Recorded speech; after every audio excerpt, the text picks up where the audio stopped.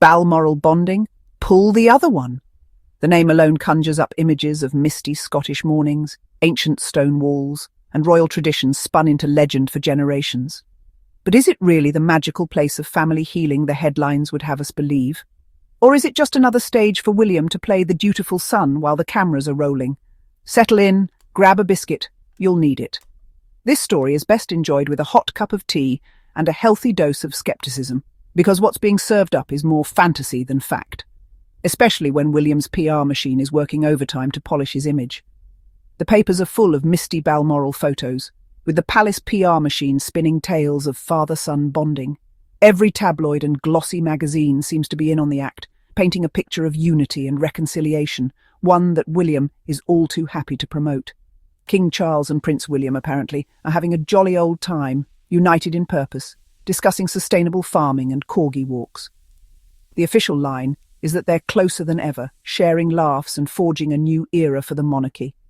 But look a little closer, and you'll see William's calculated charm, always ready for the photo op, but rarely for the hard conversations. It's all so heartwarming, if only it were true. The reality behind those carefully staged photos is far less rosy, and the smiles often look more like grimaces if you look closely. William, in particular, seems to have perfected the art of the forced smile, masking the tension beneath. The truth? The rift between them is wider than the Grand Canyon. Years of tension, disagreements, and unresolved issues have left a gulf that no amount of Scottish scenery can bridge. And William, for all his public poise, has done little to actually mend those fences, preferring instead to keep up appearances. Journalist Tom Sykes says they're not just disagreeing on TV shows, but on the really big stuff. We're talking about the future of the monarchy, personal values, and even how to handle the family's most public crises. William often clashes with his father behind closed doors. The palace can release all the fuzzy photos they want, but it's the royal equivalent of putting a plaster on a volcano. The cracks are showing, and no amount of PR, no matter how much William tries to control the narrative, can hide the rumblings beneath the surface. The more they insist everything's fine, the more obvious it is that it's not. The public isn't fooled, and every forced wave or awkward smile, especially from William, just adds fuel to the speculation. So while they're supposedly bonding in Scotland, the rest of us are topping up our popcorn, waiting for the next chapter. Because in the royal soap opera, the truth is always more dramatic than the official story, and William's role in the drama is far from innocent. The great philosophical divide, forgive or forget it. In the gilded halls of Buckingham Palace, beneath the surface of royal tradition and ceremony, a deep and very personal conflict simmers. This isn't just about protocol or public image. It's about two men, father and son, wrestling with the age-old question, is it better to forgive or to simply move on and forget? At the heart of this royal mess is a classic clash. Charles believes forgiveness is strength, a sign of wisdom and maturity, while William sees it as a dangerous weakness, a crack in the armour that could threaten everything the monarchy stands for. William's rigid stance has drawn criticism, with many seeing his approach as cold, unyielding, and even self-serving. Charles wants to build bridges, mend fences, and have a family photo where no one looks murderous. He dreams of a united front, a family that can weather any storm together, no matter how fierce the winds of scandal may blow. In contrast, William's refusal to even consider reconciliation has left the family fractured, and critics argue he's more interested in control than healing. William is all about protecting the institution. No second chances for those who've rocked the boat. For him, the monarchy's survival depends on drawing clear lines and enforcing consequences, even if it means shutting out those closest to him. This hardline attitude has been called out as short-sighted and even hypocritical, especially given the royal family's own history of scandals. For Charles, it's about being the benevolent patriarch, the forgiving father who believes in redemption and second acts. William, on the other hand, is focused on brand management and damage control, making sure the royal image remains untarnished in the eyes of the world. Yet, William's obsession with image over empathy has left many questioning whether he's lost sight of what truly matters: family. William thinks letting certain family members back in is just asking for trouble. He's seen what happens when the family's dirty laundry is aired in public. and he's determined not to let history repeat itself. But critics argue that his refusal to forgive only fuels the cycle of drama, making him look more petty than principled. It's head versus heart, king versus heir. Each man is playing a high-stakes game, with the future of the monarchy hanging in the balance. William's calculated moves, often lacking in compassion, have made him a target for those who believe the monarchy needs more humanity, not less. The palace denies any rift, insisting all is well behind closed doors. But insiders like Tom Sykes just laugh at the official line, knowing the truth is far more complicated and far more dramatic. And much of that drama, they say, is fueled by William's stubborn refusal to compromise. This isn't a minor tiff. It's an ideological war fought with polite smiles, icy silences, and the kind of tension you could cut with a knife. Every public appearance is a performance. Every family dinner a potential battlefield. William's unwillingness to bend only sharpens the divide. Charles wants to open the door a crack, to let in the possibility of healing. William, on the other hand, wants it bolted shut, determined to keep the past from repeating itself, even if it means slamming the door on reconciliation and progress. The result, a royal stalemate, with neither side willing to budge. The tension is palpable, and the stakes couldn't be higher. And with William digging in his heels, the path to peace seems further away than ever. The more the palace spins, the less convincing it sounds. The public and the press are left to read between the lines, searching for clues in every carefully worded statement, many of which seem designed to protect William's image rather than reveal the truth. And so, the drama continues, an endless chess match played out in the spotlight, with the world watching and waiting to see who will make the next move. But as long as William refuses to change his approach, the royal family's wounds may never truly heal. Someone's not on the guest list. Just when you thought it couldn't get more awkward, a secret meeting happens at a posh London club.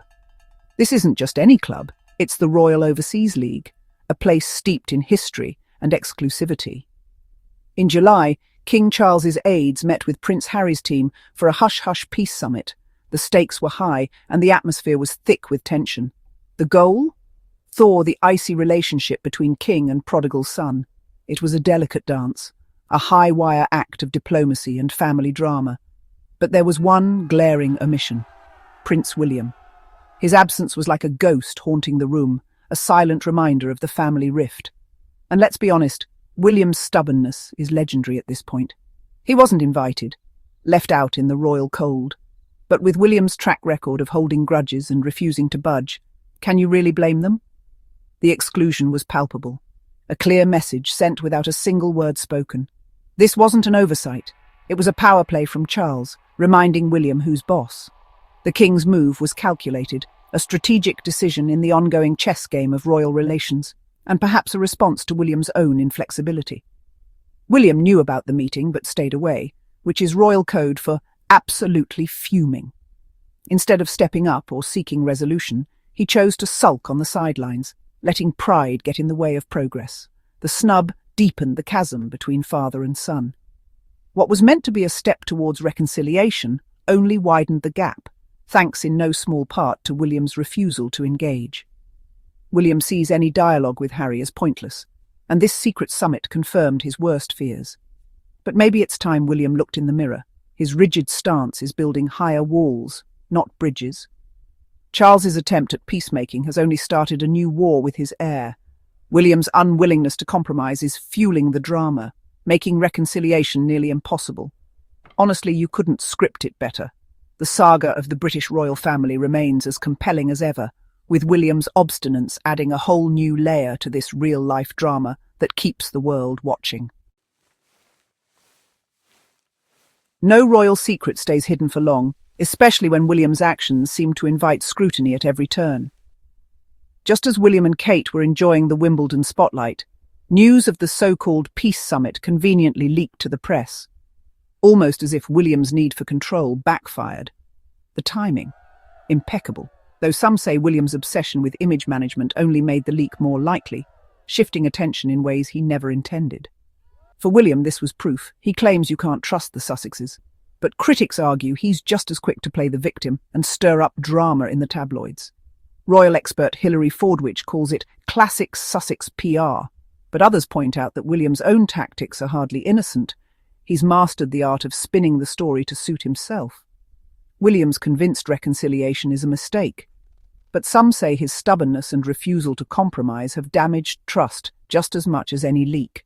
Charles wants unity, but William's rigid stance and unwillingness to forgive make him look less like a future king and more like a petulant rival.